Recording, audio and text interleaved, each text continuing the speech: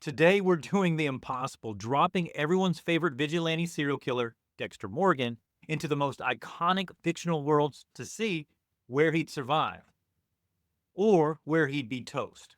From wizarding wands to cartel chaos, let's find out if Dexter can handle the heat or if his dark passenger has finally met his match. First up, Harry Potter.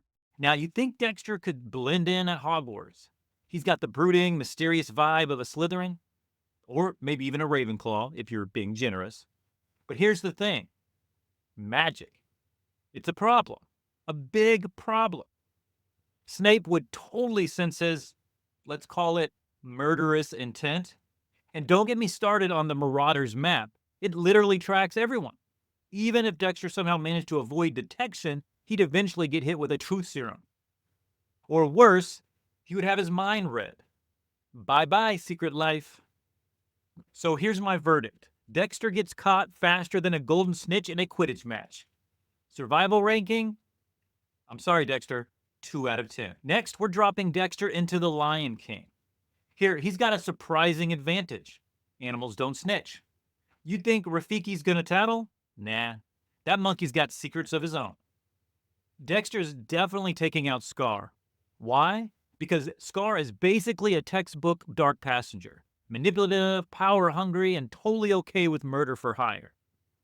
Dexter wouldn't just survive here, he'd thrive. Dexter could totally use Pride Rock as his new hunting grounds. Bonus, Timon and Pumbaa would probably love Dexter's ability to keep hyenas in check.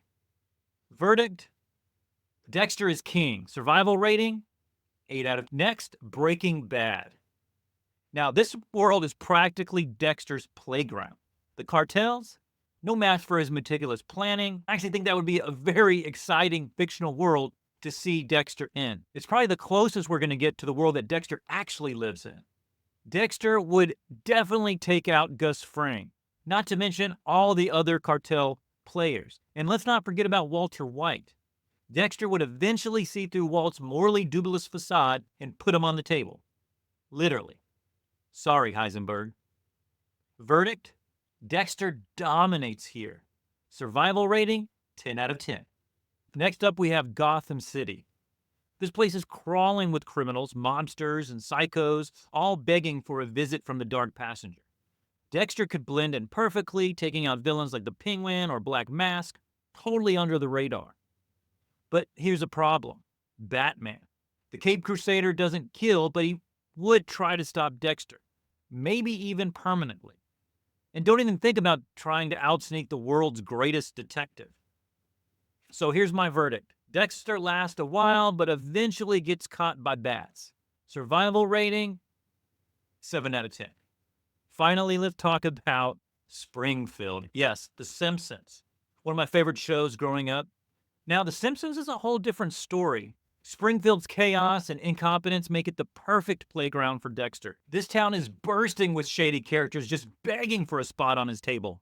Let's start with the obvious candidate, Mr. Burns. Let's face it, Monty Burns has probably orchestrated more accidents than OSHA would count. Whether it's releasing hounds on trespassers or covering up environmental disasters, Burns is the kind of villain Dexter would love to retire. What about Ned Flanders? There's always something quite suspicious about Ned, right? What if Ned isn't just Springfield's annoyingly religious neighbor? What if he's hiding something? Like being a serial killer in disguise. Think about it. The over-the-top niceness, the pristine lawn, and a deep, dark secret buried under his floorboards. Wouldn't that be the ultimate twist? And let's not forget about Krusty the Clown. That guy has mob ties, gambling debts, and probably more than a few skeletons in his clown car. Literally. In Springfield, with so many morally questionable characters, he'd never run out of targets. Plus, the bumbling incompetence of the local police ensures that no one's catching him anytime soon. Probably ever. And even if they do, Chief Wiggum's probably too distracted by donuts. Survival rating? 10 out of 10. Springfield's his oyster. Or should I say, his donut. What do you guys think? Where would Dexter thrive? Where would he survive or not survive? Let me know in the comments. Thank you so much for watching this video. I'll see you in the next one.